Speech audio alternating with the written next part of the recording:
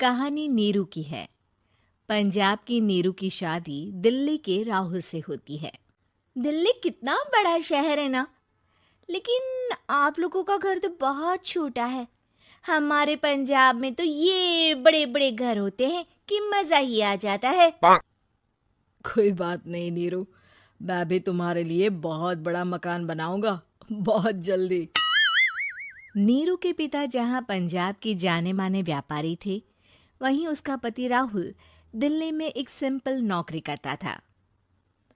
माँ, यहाँ तो घी मक्खन इतना महंगा है कि क्या बताऊं। मैं तो तरस ही जाती हूँ घी खाने के लिए। नीरू की माँ को ये सुनकर बहुत दुख होता है।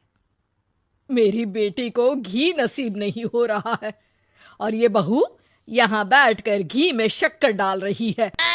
देख वनीता, मैं साफ कह रही हूँ, इस घर में जितना घी आएगा उतना ही मेरी बेटी के घर दिल्ली भी जाएगा। अरे, ये क्या बात होती है माँ जी? बेटी का उतना ही करो जो अच्छा लगे। अब क्या मायके से घी और मक्खन तक की सप्लाई करोगी आप? हाँ, मेरी बेटी किसी चीज को तरसे मुझसे बर्दाश्त नहीं होता।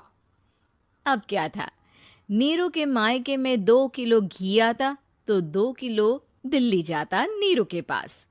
एक दिन, माँ, बड़ी गर्मी पड़ती है दिल्ली में। इस घर में तो एक ही एसी है और वो भी ड्राइंग रूम में। सारा परिवार एक ही कमरे में सोता है। हाँ बेटा, वो तो हर घर की कहानी है। यहाँ भी एक ही एसी है। अरे बिल इतना आता है कि क्या बोलूं। तभी वहां राकेश आ जाता है।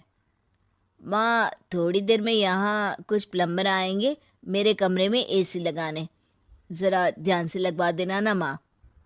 ओए, ऐसे कैसे तेरे कमरे में एसी लगेगा? हाँ हाँ राकेश, एक बार बात तो कर लेता। अरे पापा, वो वनिता को गर्मी में नींद नहीं आती। ड्राइंग रूम में सबके साथ सोने में वो अनकंफर्टेबल है, इसलिए। अरे पूरे परिवार के साथ वहां तेरी बहन नीरू भी तो सोती है। वो नहीं हो रही क्या अनकंफर्टेबल? समझ रहा है ना? अगर एसी लगेगा तो एक दिल्ली में तेरी बहन के कमरे में भी लगेगा, तभी तू लगा सकेगा। राकेश वनिता को सारी बात बताता है। वनिता करती भी क्या, मन मारकर बैठ जाती है। माँ, ये लोग ठीक नहीं है, क्या करूं मैं? अरे बेटी, यहाँ आ जा, तू यहाँ आकर रह ले। अरे छोड़ दे ऐसे पति को। कैसे छोड़ दूं माँ? समाज क्या कहेगा, लोग क्या कहेंगे? वैसे भी मेरा एक बेटा है मयंक। अरे हटा बेटा, तेरी उम्र ही क्या है? इतनी परेशान रहेगी तो काम कैसे चलेगा? खैर, बात आई गई हो जाती है।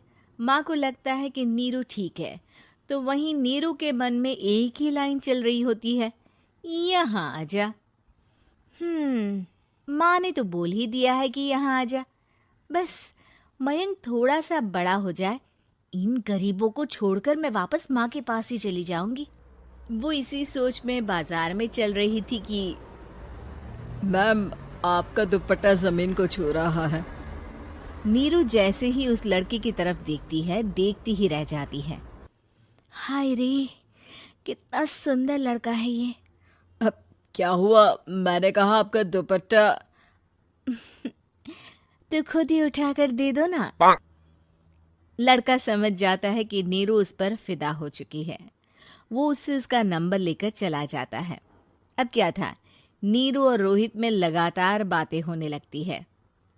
मैं हरियाणा का रहने वाला हूँ, यहाँ एक बड़ी कंपनी का मैनेजर हूँ। अच्छा, और कितने बच्चे हैं तुम्हारे? बच्चे?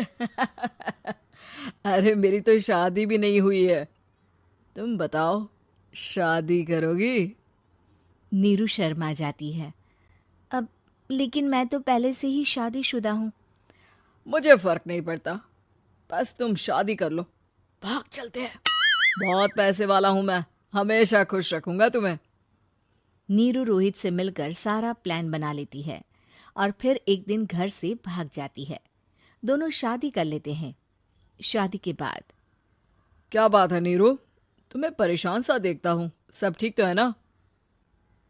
हाँ हाँ, सब ठीक है।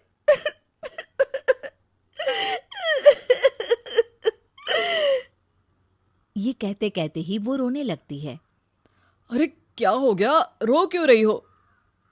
मैंने तुमसे एक बात छुपाई है और वही बात अब मुझे परेशान कर रही है।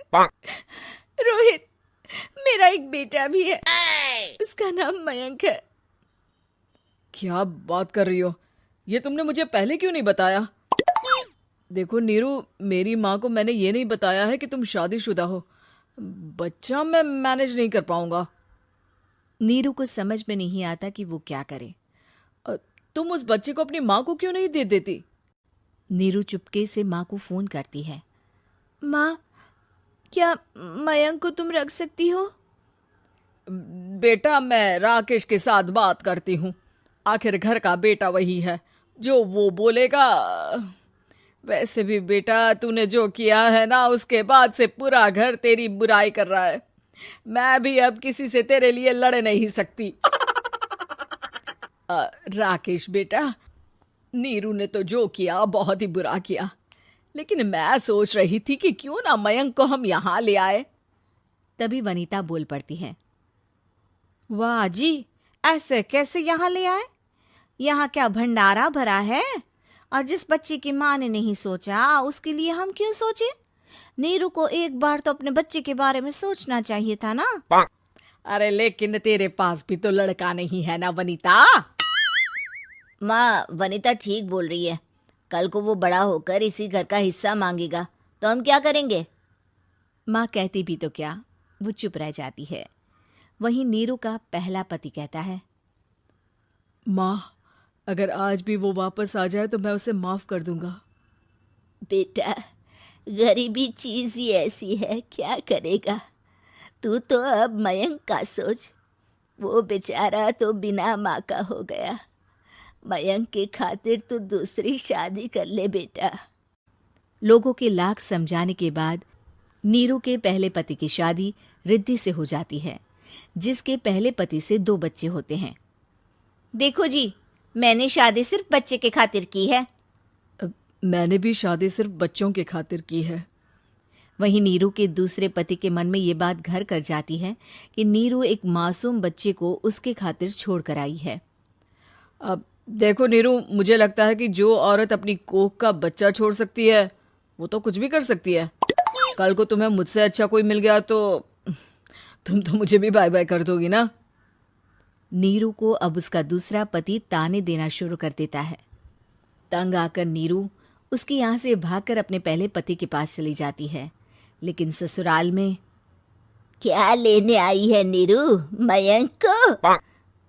नहीं नहीं सासू माँ, मुझसे गलती हो गई, मुझे माफ कर दीजिए। नीरू, अब वक्त खत्म हो गया है, मेरी शादी हो चुकी है।